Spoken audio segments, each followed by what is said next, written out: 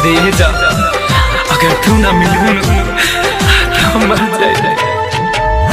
दिल के दर्द दिया के मिले ना दवाई हो, दिल के दर्द दिया के मिले ना दवाई हो।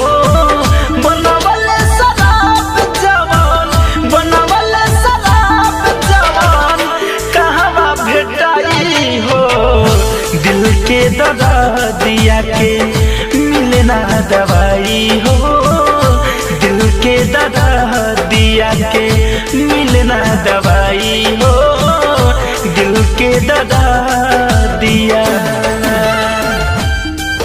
क्या फर्क रह गया तेरे और जमाने में, तुझे तरस ना आया मेरे दिल को जलाने में। आज टूट कर बिखर गया हूँ मैं कुछ इस तरह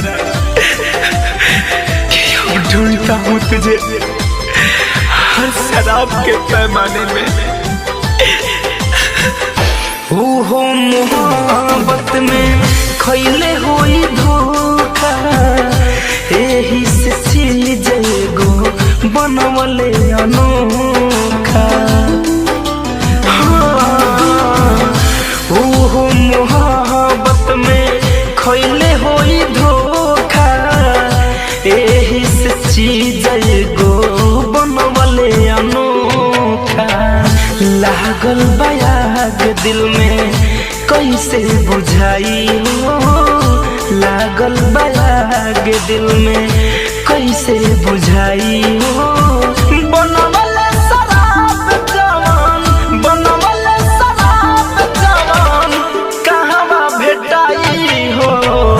दिल के दर्द दिया के मिले ना दवाई हो, दिल के दर्द दिया के मिले ना दवाई हो, दिल के दर्द दिया। दर्द छुपाने की अब जरूरत नहीं है मुझे, बहुत मशहूर हो गया हूँ मैं झूठा मुस्कुराने में। हर रास्ते का मुसाफिर बन के रह गया हूँ मैं, तुझे ढूंढते ढूंढते भटक जाता हूँ मैं खाने में, मैं खाने। कैसे के जी कवनो लेके जखम हो, फैशन फिरोज करना कैलू रहम हो। कैसे के जी कवनो लेके जखम हो, अभिनव दिनेश पढ़ना कैलू रहम हो।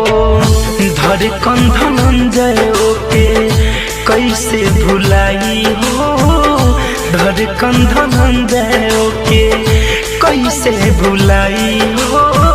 बनवले शराब जवान, बनवले शराब जवान कहवा भेटाई हो। दिल के दर्द दिया के मिले ना दवाई हो, दिल के दर्द दिया के मिले ना दवाई हो, दिल के दर्द दिया।